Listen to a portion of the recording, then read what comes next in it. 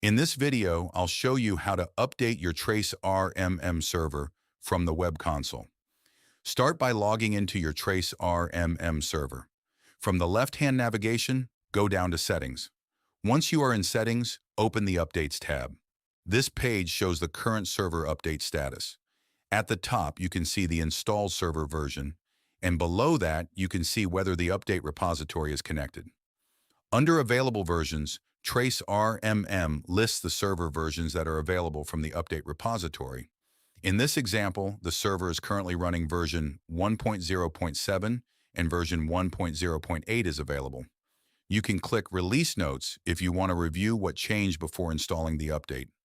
To start the update, click Download next to the version you want to install. TraceRMM will begin downloading the update package. While it downloads, the page shows the download status and package size. Once the download finishes, the status changes to Ready to Install. Click Install to begin the server update. TraceRMM will display a notice that the server will restart during installation. This is expected. The web page may temporarily disconnect while the update is applied. During the install, the update status changes through steps like working, installing, and starting server. Wait for the server to come back online. Do not refresh aggressively or close the process while the update is being applied. Once the update finishes, the installed version updates to the new version.